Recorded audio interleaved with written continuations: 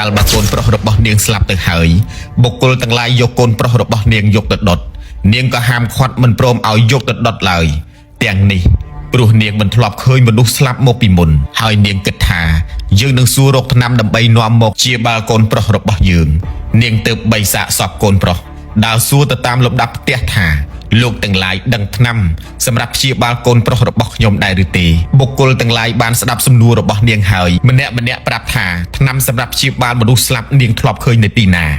នាងឈួតឬទើបដើរសួររកថ្នាំសម្រាប់ព្យាបាលកូនដែលស្លាប់ហើយបុគ្គលទាំងនោះម្នាក់ទះដៃធ្វើការចំអកចំអន់នាងដោយអាការៈផ្សេងនាងគិសាកុតមីដើរចេញទៅព្រោះសម្ដីចំអកចំអន់របស់បុគ្គលទាំងនោះតែនាងក៏នៅតែយល់ថាគង់នឹងបានជួបប្រទះអ្នកដែលដឹងថ្នាំសម្រាប់ព្យាបាលកូនឲ្យរស់ឡើងវិញកាលនោះមានបុរសជាបណ្ឌិតម្នាក់ក្រឡេកឃើញនាងកេសាកុតមីកំពុងតែដើរបីសាកសពកូនទើបគិតថាប្រហែលជាបុតដំបងហើយទើបនាងមានចិត្តរីមាយព្រោះសេចក្តីសោកចំពោះបុតយើងនឹងជួយសង្គ្រោះស្ត្រីនេះក៏ប្រាប់នាងកេសាកុតមីថាខ្ញុំមិនដឹងថ្នាំទេតែដឹងអ្នកដែលស្គាល់ថ្នាំសម្រាប់ព្យាបាលកូនឲ្យរស់ឡើងវិញនាងកេសាកុតមីសួរថាលោកដែលស្គាល់ថ្នាំនោះគឺជានរណាហើយនៅទីណាបុរសនោះតបថាព្រះសាស្តាទ្រង់ជាអគ្គបុគ្គលប្រសើរក្នុងលោកព្រមទាំងទេវលោកប្រថាប់នៅវត្តចេតពុនជិតក្រុងសាវត្ថីនេះព្រះអង្គទ្រង់ស្គាល់ថ្នាំសម្រាប់ព្យាបាលកូនរបស់នាងឲ្យរស់ឡើងវិញសូមនាងទៅកាន់សំណាក់ព្រះអង្គនិងក្រាបទូលសួរព្រះអង្គចុះនាងកេសាកុតមីពោលថាល្អហើយខ្ញុំនឹងទៅក្រាបទូលសួរព្រះអង្គហើយក៏បីសាកសពកូនរបស់នាងចូលទៅគាល់ព្រះសាស្តាដោយឈរនៅខាងចុងនៃបរិស័ទកាលព្រះសាស្តាប្រថាប់លើពុទ្ធាសនៈហើយក៏ក្រាបទូលសួរថាបបិទ្ធព្រះសម្មាសម្ពុទ្ធបានឮថាព្រះអង្គទ្រង់ស្គាល់ថ្នាំសម្រាប់ព្យាបាលកូនរបស់ខ្ញុំឲ្យរស់ឡើងវិញឬព្រះមានព្រះភិក្ខទ្រង់ត្រាស់ថាណែនាងកេសាកុតមីតថាគតស្គាល់នាងកេសាកុតមីក្រាបទូលសួរថាព្រះអង្គត្រូវការវត្ថុអ្វីខ្លះដែលធ្វើជាថ្នាំព្រះសម្មាសម្ពុទ្ធជាម្ចាស់ទ្រង់ត្រាស់ថាតថាគតត្រូវការគ្រាប់ស្បៃមួយក្តាប់គ្រានោះកេសាកុតមីក្រាបទូលថាខ្ញុំព្រះអង្គនឹងរកមកថ្វាយឲ្យទាល់តែបានតែថាមិនដឹងទៅរកគ្រាប់ស្បៃក្នុងទីណាព្រះអង្គព្រះសម្ពុទ្ធទ្រង់ត្រាស់ថាណែនាងកេសាកុតមីនាងចូលទៅក្នុងក្រុងដោយដើរពេញក្នុងក្រុងសាវត្ថីតាំងពីដើមរហូតទៅដល់ទីបំផុតបើនៅក្នុងផ្ទះណាមួយមិនធ្លាប់មានមនុស្សស្លាប់នាងចូលយកគ្រាប់ស្បៃពីផ្ទះនោះចុះយកមកឲ្យតថាគតនាងកេសាកុតមីក្រាបទូលទទួលថាព្រះករុណាព្រះអង្គហើយនាងក៏សប្បាយចិត្តបានក្រាបថ្វាយបង្គំលាព្រះទសពលសម្ពុទ្ធដោយបីសាកសពកូនប្រុសរបស់នាងចូលទៅក្នុងក្រុងសាវត្ថីលំដាប់នោះនាងកេសាកុតមីចូលទៅក្នុងផ្ទះមួយជាលើកដំបូងបានសួរថាលោកម្ចាស់ផ្ទះនេះមានគ្រាប់ស្បៃឬទេប្រសិនបើមានខ្ញុំសូមយកទៅធ្វើថ្នាំសម្រាប់ព្យាបាលកូនរបស់ខ្ញុំម្ចាស់ផ្ទះក៏បានឆ្លើយតបថាមានហើយយកគ្រាប់ស្បៃមកឲ្យនាងពេលនោះនាងកេសាកុតមីមុននឹងទទួលគ្រាប់ស្បៃបានសួរម្ចាស់ផ្ទះថាក្នុងផ្ទះរបស់អ្នកមានអ្នកណាស្លាប់ហើយឬទេគ្រានោះម្ចាស់ផ្ទះតបថាកេសាកុតមីហេតុអ្វីនាងសួរយ៉ាងនេះមានអ្នកណាខ្លះដែលនឹងរាប់ចំនួនមនុស្សដែលស្លាប់ហើយក្នុងផ្ទះនេះបានអ្នកដែលមានជីវិតរស់នៅសល់តិចណាស់ឯអ្នកដែលស្លាប់មានច្រើនជាងណានាងពេលនោះនាងកេសាកុតមីពោលថាប្រសិនបើយ៉ាងនេះអ្នកចូលយកគ្រាប់ស្បៃរបស់អ្នកត្រឡប់ទៅវិញចុះគ្រាប់ស្បៃនេះមិនអាចធ្វើថ្នាំសម្រាប់ព្យាបាលកូនប្រុសរបស់យើងបានទេព្រោះថាព្រះសម្មាសម្ពុទ្ធជាម្ចាស់ទ្រង់បានត្រាស់ឲ្យខ្ញុំយកតែគ្រាប់ស្បៃអំពីផ្ទះដែលមានមនុស្សស្លាប់តែប៉ុណ្ណោះនាងកេសាកុតមីក៏បានដើរទៅរកគ្រាប់ស្បៃក្នុងផ្ទះបន្ទាប់ទៅទៀតក៏បានទទួលពាក្យតបពីម្ចាស់ផ្ទះគ្រប់ផ្ទះដូចគ្នាទាំងអស់សូម្បីនាងដើរទៅពាសពេញទីក្រុងទៅតាមព្រះពុទ្ធតម្រាស់របស់ព្រះសម្មាសម្ពុទ្ធរហូតដល់វេលាល្ងាចនាងក៏កើតការតក់ស្លុតចិត្តថាខ្ញុំយល់ថាសេចក្តីស្លាប់មានចំពោះកូនខ្ញុំតែម្នាក់ប៉ុណ្ណោះតែតាមការពិតមនុស្សស្លាប់មានច្រើនជាងមនុស្សដែលនៅរស់ដោយហេតុនេះព្រះសម្មាសម្ពុទ្ធទ្រង់អនុគ្រោះដោយប្រយោជន៍កាលនាងកេសាកុតមីបានគិតឃើញដូច្នេះហើយចិត្តដែលទន់ភ្លន់ព្រោះស្រឡាញ់កូនក៏កើតការរឹងរូសជជែកនាងទៅចេញពីផ្ទះទៅខាងក្នុងក្រុងដោយឆ្ពោះទៅមុខកាន់ព្រៃខ្មោចលុះនាងចូលទៅដល់ព្រៃខ្មោចហើយនាងក៏បាននិយាយជាមួយកូនដែលបីនៅក្នុងដៃរបស់នាងថាកូនសម្លាញ់ម៉ែបានគិតថាការស្លាប់នេះមានចំពោះកូនតែម្នាក់ប៉ុណ្ណោះប៉ុន្តែមរណៈនេះជាធម៌ដែលកើតទូទៅដល់សត្វលោកទាំងអស់រួចហើយនាងបានដាក់កូនប្រុសចោលក្នុងព្រៃខ្មោចនាងបានពោលគាថាធម៌ណាដែលមានឈ្មោះថាអនិច្ចតាធម៌គឺសភាពប្រែប្រួលមិនទៀងទាត់អ និច្ចតាធម៌នេះមិនមែនជាធម៌សម្រាប់អ្នកស្រុកតែមួយទេមិនមែនជាធម៌សម្រាប់អ្នកនិគមតែមួយទេឬនឹងថាជាធម៌សម្រាប់ត្រកូលតែមួយក៏មិនមែនទេអនិច្ចតាធម៌នោះជាធម៌សម្រាប់មនុស្សសត្វព្រមទាំងទេវតាមាព្រមទាំងអស់គ្រប់រូបលុះនាងកេសាកុតមីពោលដូច្នេះហើយ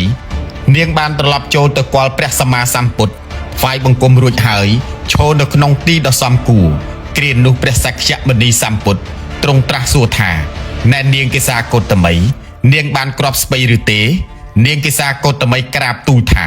បើពិតព្រះអង្គដ៏ចម្រើនខ្ញុំព្រះអង្គរកគ្រាប់ស្ពៃតាមពុតបំណងមិនបានទេព្រោះក្នុងផ្ទះនីមួយមានមនុស្សស្លាប់ច្រើនជាងមនុស្សដែលរស់នៅខ្ញុំព្រះអង្គឈប់រកគ្រាប់ស្ពៃហើយព្រះអង្គតែសូមព្រះសម្ពុទ្ធទ្រង់ព្រះករុណាប្រទានទីពឹងឲ្យដល់ខ្ញុំព្រះអង្គផងលំដាប់នោះព្រះសម្ពុទ្ធបរមគ្រូជាម្ចាស់ទ្រង់ត្រាស់ថាណែនាងកេសាកុតមីនាងយល់ថាមានតែកូនរបស់នាងប៉ុណ្ណោះទេដែលទទួលនៅសេចក្តីស្លាប់តែការស្លាប់នោះជាទំនៀមការពិតសម្រាប់សត្វលោកព្រោះថាមច្ចរាជតែងតែទាញយកសត្វលោកទាំងពួងទៅអ្នកដែលមានអព្យាស្រ័យមិនទាន់គ្រប់គ្រាន់នៅបំណងរមែងរំកិលចុះទៅក្នុងសមុទ្រគឺអបាយទីកន្លែងដែលគ្មានសេចក្តីចម្រើនឬមានតែសេចក្តីវិនាសដោយអន្លង់ទឹកដ៏ធំគួចនាំយកសត្វលោកទាំងពួងទៅដូច្នោះដែរព្រះសម្ពុទ្ធបរមគ្រូទ្រង់ត្រាស់សម្ដែងនៅព្រះធម៌ថាមច្ចុគឺសេចក្តីស្លាប់តែងគៀយកទៅនៅនរជនអ្នកដែលមានចិត្តជាប់ជំពាក់នៅក្នុងអារម្មណ៍ផ្សេងកំពុងជ្រើសរើសនៅផ្កាគឺកម្មគុណទាំង5នោះឯងដោយទឹកចំនួនដ៏ធំដែលគួរយកអ្នកស្រុកកំពុងតែដេកលក់ទៅដូច្នោះឯងកាលព្រះបរមសម្ពុទ្ធទ្រង់ត្រាស់សម្ដែងព្រះគាថានេះចប់នាងកេសាកុតមីក៏បានសម្រេចសោតាបត្តផលជាព្រះអរិយបុគ្គលថ្នាក់ដំបូងក្នុងព្រះពុទ្ធសាសនានេះពុទ្ធបរិស័ទទាំងឡាយដែលមកប្រជុំគ្នានៅក្នុងទីនោះក៏បានសម្រេចសោតាបត្តផលជាដើមផងដែរទៅតាមបុណ្យបារមីរៀងខ្លួនគ្រានោះនាងកេសាកុតមីដែលបានសម្រេចសោតាបត្តផលហើយទើបក្រាបទូលសូមបព្វជិចំពោះព្រះទសពលសម្ពុទ្ធព្រះអង្គក៏ទ្រង់អនុញ្ញាតឲ្យនាងបព្វជិដោយបានបញ្ជូននាងឲ្យទៅកាន់សំណាក់ភិក្ខុនីនាងក៏បានថ្វាយបង្គំព្រះមានបុណ្យរួចបទសិន3ជុំហើយក៏បានទៅកាន់សំណាក់ភិក្ខុនីកាលនាងបានបព្វជិឧបសម្បទាហើយក៏បានប្រកាសឈ្មោះថាកេសាកុតមីថេរី